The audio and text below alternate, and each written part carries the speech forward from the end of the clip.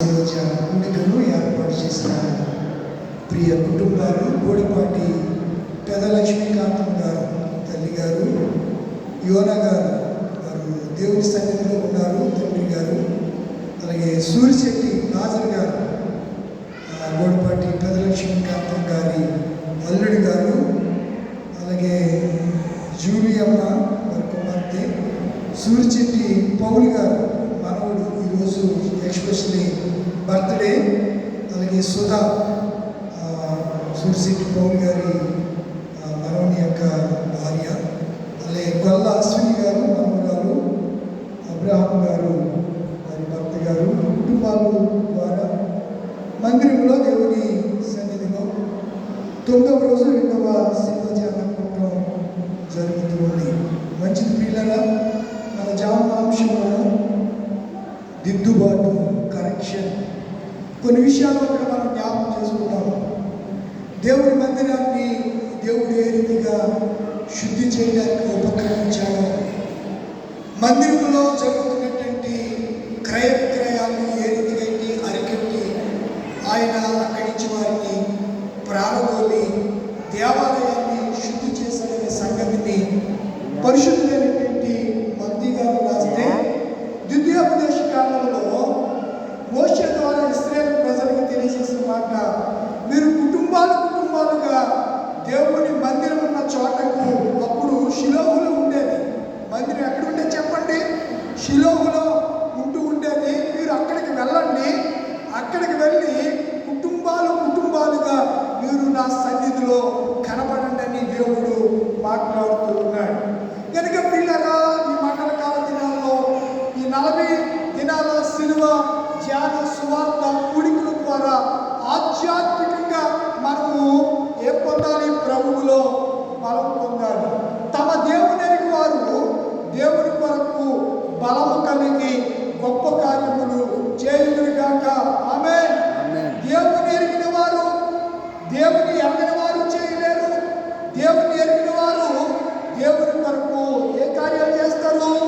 గొప్ప కార్యములు వారు జరిగిస్తారు అనే సంగతిని నేను జ్ఞాపకం చేస్తున్నాను. యేసయ్య గ్రంథము 8వ అధ్యాయము 16వ వచనంలో ఒక మాటను చదువుకుందామా?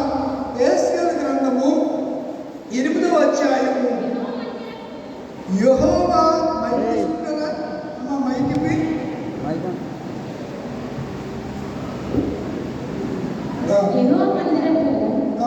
లోపలి ఆవరణమున్న నన్ను తిప్పగా, అక్కడ యెహోవా ఆలయ ద్వారము దగ్గరనున్న ఒక మంటపమునకును బలిపీఠమునకును మధ్యలో ఇంచుమించు 25 మనుషులు కనబడి. చాలండి.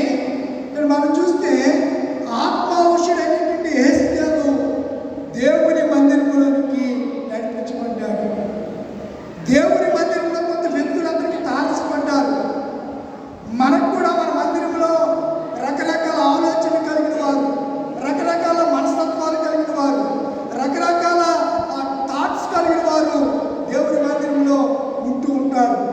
ఒకళ్ళు దేవుని ఇలా ఆరాధిస్తే బాగుండని అనుకుంటారు, ఒకళ్ళు ఈ పాట పాడితే బాగుండని అనుకుంటారు, కొంతమంది ఇలా ప్రార్థన చేస్తే బాగుండును అని అనుకుంటూ ఉంటారు. రకరకాల ఆలోచన కలిగినటువంటి పిల్లలు, దేవుని పిల్లలు దేవుని మందిరంలోనికి వస్తూ ఉంటారు. వచ్చినప్పుడు దేవుని మందిరంలో క్రమం లేదనుకోండి, ఎవరిష్టానుసారంగా వారు ఉంటే దేవుని యొక్క కృపను ఏమాత్రం మనము పొందుకోలేము. కనుక దేవుడు ఏ రీతిగా అయితే చెప్పాడో, దేవుడు ఏ రీతిగా చేయమన్నాడో ఆయన చెప్పిన విధంగా మనము చేయుటే మన జీవితానికి ఆశ్చర్యకరము, మేలుకరమనే సంగతిని నేను జ్ఞాపకం చేస్తున్నాను.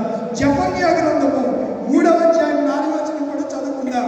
జెఫన్యా గ్రంథము, ఇంకా అన్నింటి కాలేదు. జెఫన్యా గ్రంథము చదువుతుంది. జెఫన్యా గ్రంథము 3వ అధ్యాయము 4వ వచనం. దాని ప్రవక్తలు, కప్పలు కొట్టువారు, విశ్వాసఘాతకులు, దాని యాజకులు ధర్మశాస్త్రం నిరాకరించి ప్రతిష్ఠిత వస్తువులను అపవిత్రపరుచుట. ఏం చేస్తున్నారంట? యాజకులే ప్రతిష్ఠిత వస్తువులు, దేవాలయములో ఉన్న ఆ పవిత్ర వస్తువులను ఏం చేస్తారు?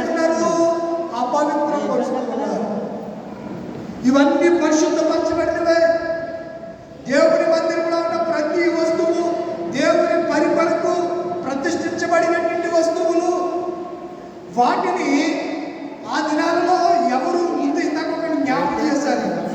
బెల్షేతు రాజు అపవిత్రపరిస్తే ఇప్పుడు మందిరములో ఉన్నటువంటి ఉపకరణాలని యాజకులే ఏం చేస్తున్నారంట?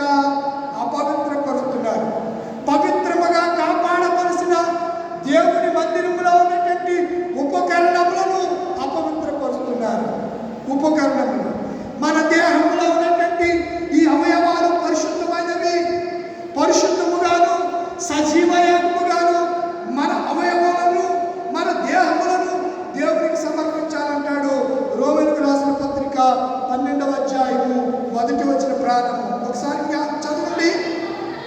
సహోదరులారా, ప్రతిష్ఠితమును పరిశుద్ధమును దేవునికి అనుకూలమైన అనుకూల సజీవ యాగముగా మీ శరీరములను ఎవరికి సమర్పించాలి?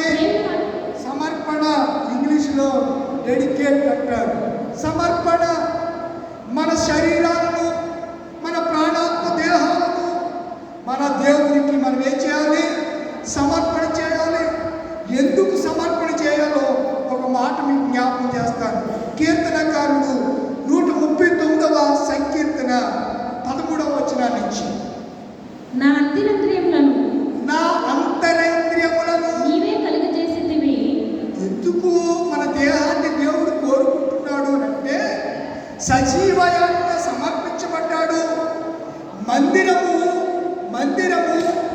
ఆరాధించడానికి కట్టిన ఈ మందిరం కంటే దేవుడు నివసించాలి ఉండడానికి కట్టుకున్న దేహం అనే ఈ మందిరాన్ని గురించి మాట్లాడుతూ ఏమంటున్నాడు అనగా చదవమ్మా.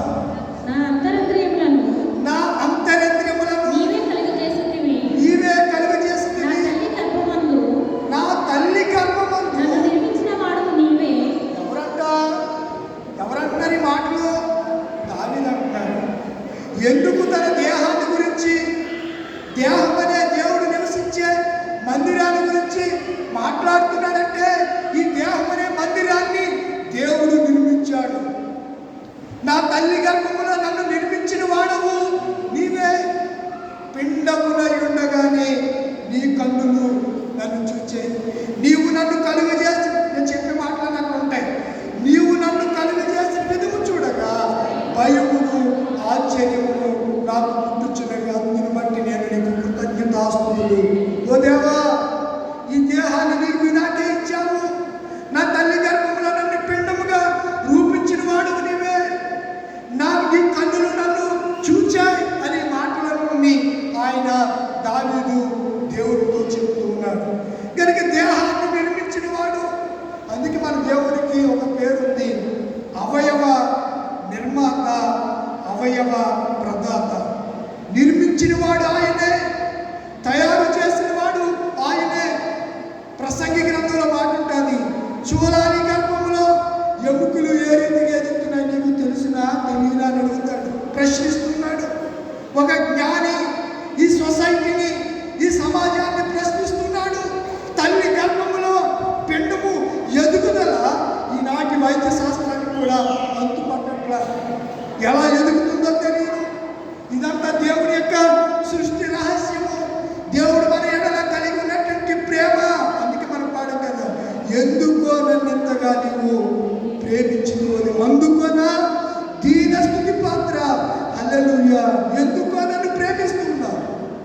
యాపాటి వాడను, యాపాటి దానను, ఇంతగా నీ చేత నేను ప్రేమించబడ్డానికి నేను ఎవరిని, నేను ఎవరిని, మనం ఎవరు మనగా సాక్షాత్తు సర్వేశ్వరుని యొక్క ప్రతిరూపాలు.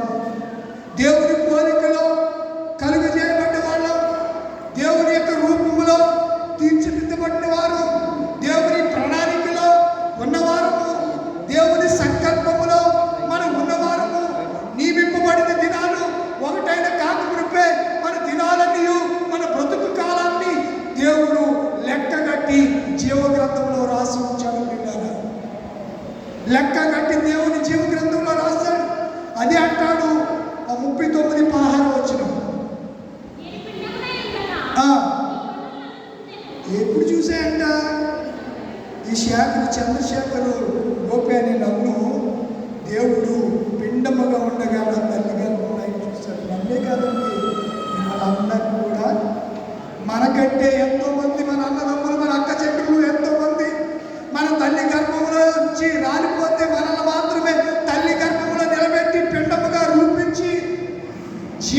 ఇచ్చి శరీరాన్ని ఇచ్చి అవయవాలు అయిన తరువాత 9 మాసాలు తల్లి మోసిన తరువాత మంచి ఆకారంతో మంచి సౌందర్యంతో ఈ భూమి మీదకి తల్లి గర్భములో నుంచి భూమి మీదకి వచ్చి ఈరోజు ఈ శరీరంలో నేను ఉన్నానంటే అది కేవలం సాక్షాత్తు దేవుని యొక్క ప్రేమ కృపని నేను మీకు జ్ఞాపకం చేస్తున్నాను. ఇలాంటి దేవాలయాన్ని మనం ఎలా ఉంచుకోవాలి? పరిశుద్ధంగా ఉంచుకోవాలి, అంతేగాని ఇందులో సారా పోయకూడదు. దీన్ని విచ్చలవిడిగా ఈ శరీరాన్ని ఎవడు దేవుని మందిరమును పాడు చేయమో దేవుడు వారిని పాడు చేయని మాట బైబిల్లో వ్రాయబడింది. యెషయా గ్రంథము 56వ అధ్యాయము 7వ వచనాన్ని చదువుకుందాం. యెషయా గ్రంథము, నా ప్రార్థన మందిరము వారిని ఆనందింపజేసేదను. ఏం చేస్తారంట? ఆనందము ప్రార్థనా మందిరములో, దేవుని మందిరములో, ఎపిఫానియా లూథరన్ దేవాలయములో ప్రతి రాత్రి వేళ దేవుడు నీతో సూటిగా మాట్లాడుతూ ఉన్నాడు. ఈ సమయం అయిపోతే మరలా సమయం ఉండదేమో. ఈ 40 దినాలు గడిచిపోతే మరలా వచ్చే సంవత్సరం 40 దినాల శ్రమకాల ధ్యాన కూడికల్లో మనం ఉంటామో ఉండమో మన బ్రతుకులకి ఏమి లేదు, గ్యారెంటీ లేదు. ప్రతి వస్తువుకి గ్యారెంటీ ఉంది, వారంటీ ఉంది.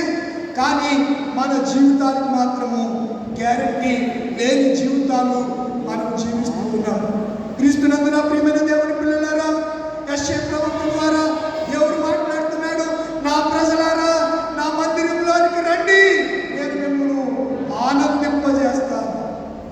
రండి, మిమ్మల్ని నేను ఆనందింపజేస్తాను. నా బలిపీఠం మీద వారు అర్పించు దహన బలులను నాకు అంగీకారములగును. నా మందిరము సమస్త జనులకు ప్రార్థనా మందిరము. నా మందిరము సమస్త జనులకు ప్రార్థన. దేవుని మందిరంలోకి వచ్చిన తర్వాత మనము బలి అర్పించాలి. బలి అంటే ప్రార్థన. బలి అర్పించడం అంటే ప్రార్థించడం. ప్రార్థన చేయాలి. ఎక్కడ చేయాలి? మందిరంలో చేయాలి, ఇంటి దగ్గర చేయాలి, ఇంటి బయట చేయాలి. ప్రతి సమయమందును ప్రార్థన చేత మనపూర్వకంగా మన విన్నపాలు ఎవరికి తెలియజేయాలంట? దేవునికి తెలియజేయాలంట. మరి వాటిని జ్ఞాపకం చేస్తాను చూడండి. పరిశుద్ధ గ్రంథంలో మరి మాటలు మీకు జ్ఞాపకం చేయడానికి ఇష్టపడుతున్నాను. హెబ్రీయులకు రాసిన పత్రిక 9వ అధ్యాయము 10వ వచనం, దుర్దినములు రాకముందే సర్వం కోల్పోకముందే అద్భుతం కమ్మకముందే ఉగ్రత దిగిరాకముందే అంధత్వం కమ్మకముందే ఉగ్రత దిగిరాకముందే స్మరించు రక్షకుని అనుకూల సమయమున యేసుని జము చేయక స్మరించు రక్షకుని అనుకూల సమయమున చేర్చుకో యేసుని ఆలస్యం చేయగా. దుర్దినములు రాకముందే సర్వం కోల్పోకముందే అంధత్వం కమ్మకముందే ఉగ్రత దిగిరాకముందే అంధత్వం కమ్మకముందే ఉగ్రత దిగిరాకముందే స్మరించు రక్షకుని అనుకూల సమయమున యేసుని ఆలస్యము చేయగా స్మరించు రక్షకుని అనుకూల సమయమున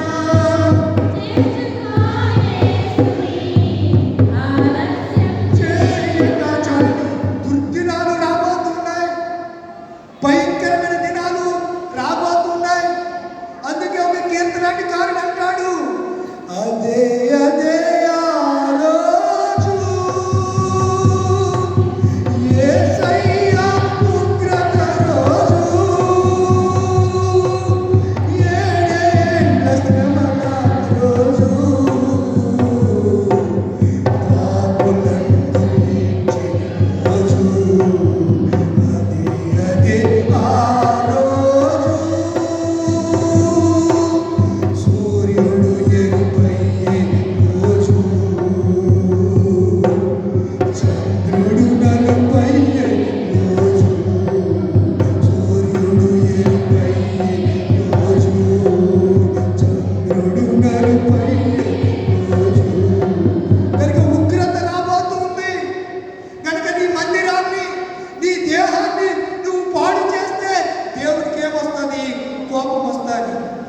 మనుషుల చేతులతో కట్టబడిన యెరూషలేము దేవాలయము పాడైపోక దేవుడిని చూచినప్పుడు యేసయ్య ఏమొచ్చి చెప్పండి, కోపం వచ్చింది. ఉగ్రుడై ఆయన మందిరాన్ని దిద్దాడు, మందిరాన్ని ప్రక్షాళన చేశాడు అనే సంగతులను నేను మీకు జ్ఞాపకం చేస్తున్నాను. ఎబ్రీ రాసిన పత్రిక 9:10 చదవండి. అమ్మ, దిద్దుబాటు కాలము వచ్చే వరకు నానా విధములైన ప్రక్షాళనతోను, చాలండి, ప్రక్షాళనము ఏమంటారు చెప్పండి, ప్రక్షాళనం. మందిరాన్ని ఏం చేసాం, ప్రక్షాళన చేసాం. ఇది ఎక్కువ హిందూస్ వాడుతూ ఉంటారు. మందిరాన్ని శుద్ధి చేసాం. టిటిపి తిరుమల తిరుపతి దేవస్థానం ఉంది. అంతమాన దాన్ని శుద్ధి చేస్తూ ఉంటారు, నీళ్లతో కడుగుతూ ఉంటారు. ఆ విగ్రహాన్ని పాలతో అభిషేకిస్తూ ఉంటారు, నీళ్లతో అభిషేకిస్తారు.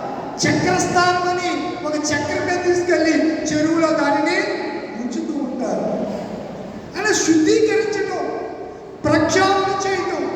ప్రక్షాళన ఎప్పుడు చేస్తారంటే, మొన్న ఈ మధ్యలో వచ్చిన ప్రభుత్వంలో ఓ మంత్రి గారు ఆ దళితుడు అందులోకి వెళ్ళాడని వాడే చూపించి కడిగేస్తున్నాడు. అంటే ఆడెంత అపవిత్రం అయిపోయిందట.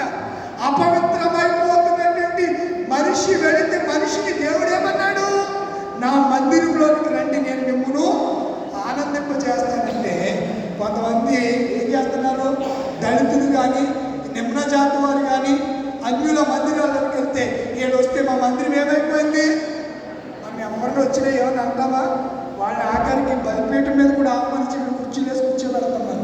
మోసేసా, మీరు ఆ మందిరంలోకి మిమ్మల్ని వెళ్ళిస్తారా? ఆ వేపనాడు అక్కడ ఆపుతాడు మిమ్మల్ని, ఆ వేపనాడు అక్కడ ఆపుతాడు.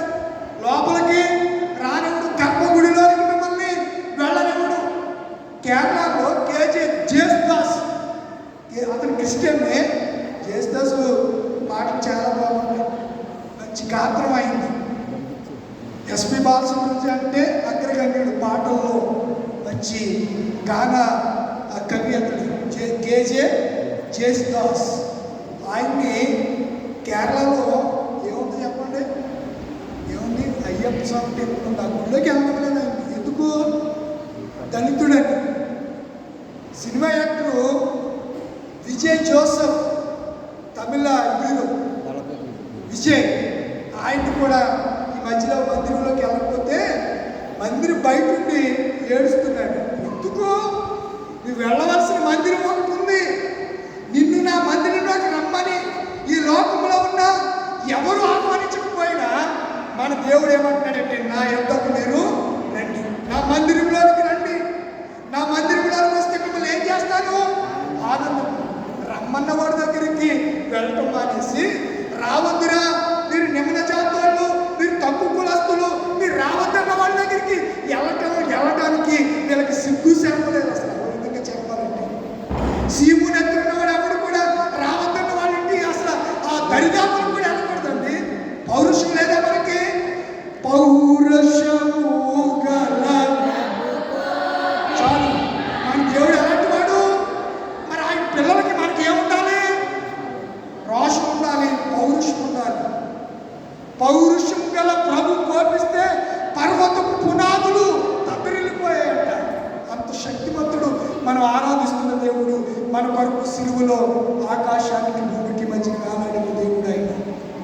ఎందుకు అలా తను తాను తగ్గించేసుకున్నాడు, ఎందుకు పరిచారకుడు అయిపోయాడు, ఎందుకు సిలువ మరణం పొందాడు, కొరడాలతో కొట్టించుకున్నాడు, పిడిగుద్దులు గుద్దించుకున్నాడు, ముఖం మీద ఉమ్ము ఊహించుకున్నాడు, గడ్డం పెట్టి పీర్పించుకున్నాడు, అరచేతులతో గుద్దించుకున్నాడు అనగా మన కొరకు, మన రక్షణ కొరకు. నేనంటాను, యేసయ్య నా కొరకే నువ్వు ఇన్ని బాధలు పడ్డావు, ఇన్ని శ్రమలు సహించావంటే ఎవరి కోసం, ఎవరి కోసం? నేనంటాను, నా యేసయ్య నా కోసం అని. కనుక ఈ రాత్రి దేవుడు నిన్ను ప్రేమించి నిన్ను దిద్దుతూ ఉంటే, నిన్ను కరెక్షన్ చేస్తూ ఉంటే, నువ్వు సరి చేయబడాలని, నువ్వు సరి చేసి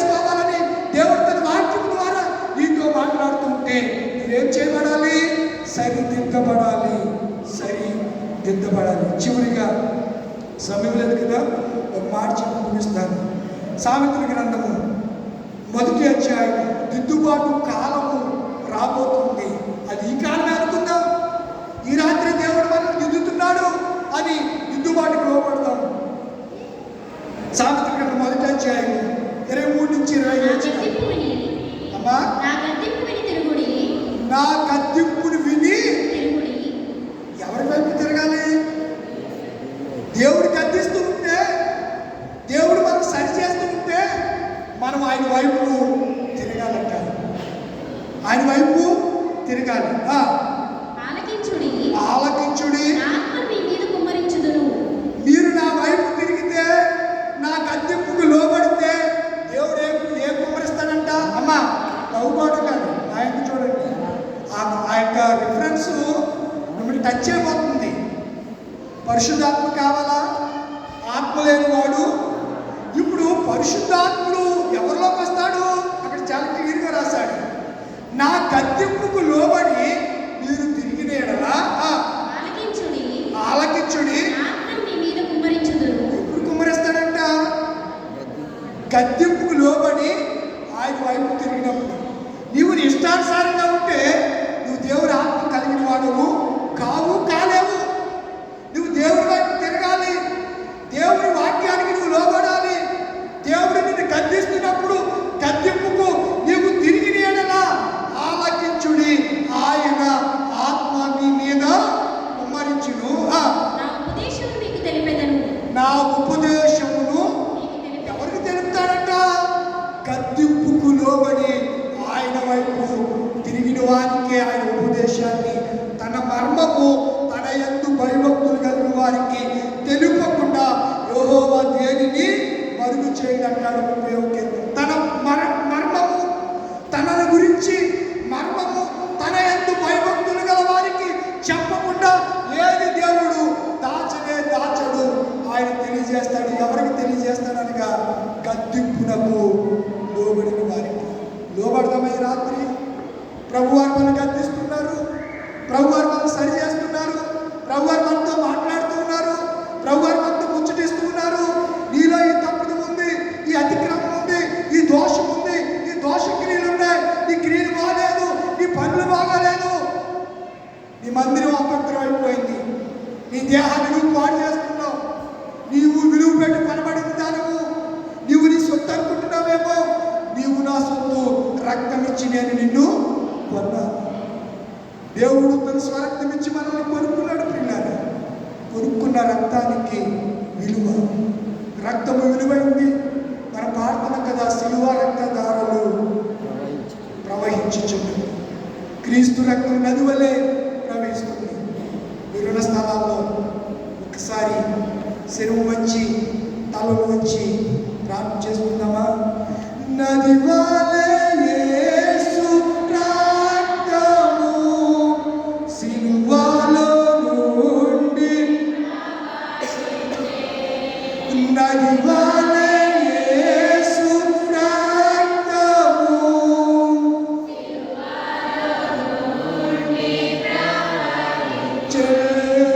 పాపము కడిగి మలినము తుడిచి, పాపము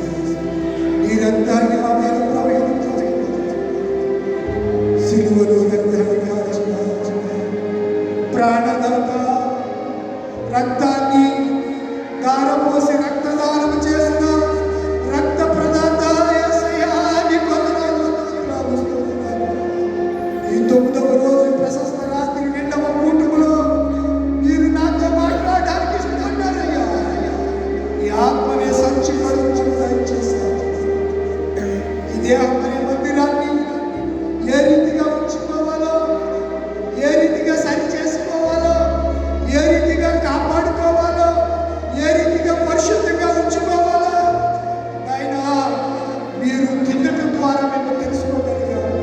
మీరు కరెక్షన్ చేయడం ద్వారా మేము తెలుసుకోగలిగాం. మీరు రిఫర్మేషన్ చేయడం ద్వారా మేము తెలుసుకోగలిగాం. ప్రభువా, ఈ ప్రశస్త రాత్రి ఈ పిల్లలు నీ సన్నిధిలో నిలబడుతున్నారు, నీ సన్నిధిలో కనబడుతున్నారు తండ్రి. ఒక్కసారి నీ బిడ్డల్ని దర్శించడం ప్రభువా. వారిని లేవనెత్తండి.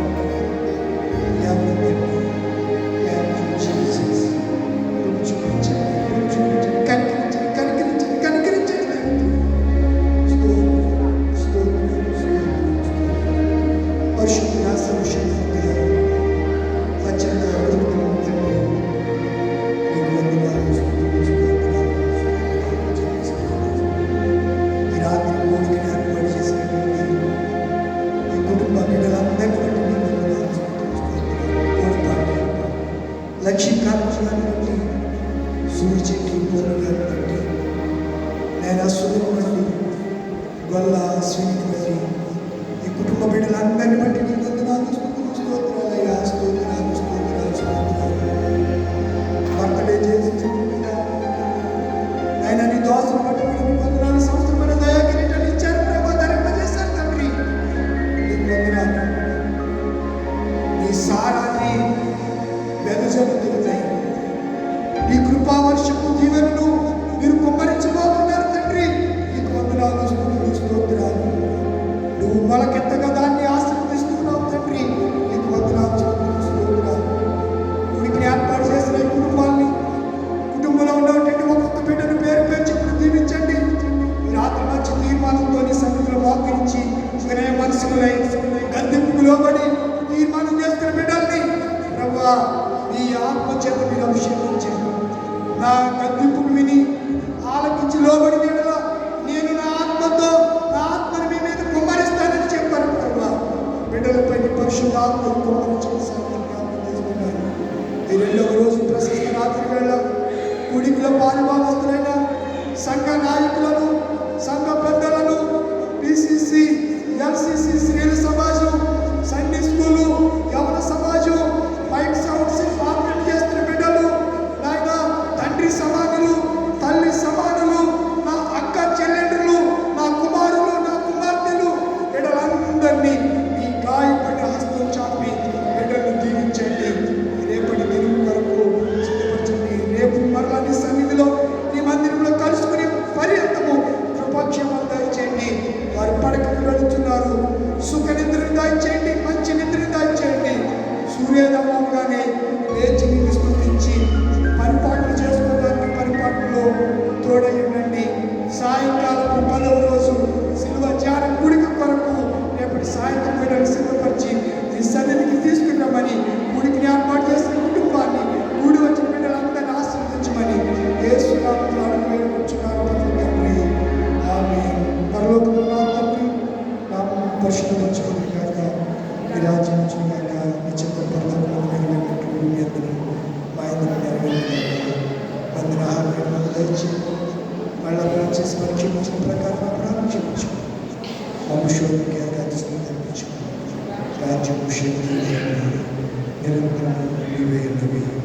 ఆమె తండ్రి అయిన దేవుని ప్రేమ, వాడైన యేసుక్రీస్తు కృప, పరిశుద్ధాత్మ నిత్య సహవాసం ఇప్పుడు ఎల్లప్పుడూ కూడి జ్ఞాపకం కుటుంబాలు కూడి వచ్చిన మనందరికీ కలుగును గాక.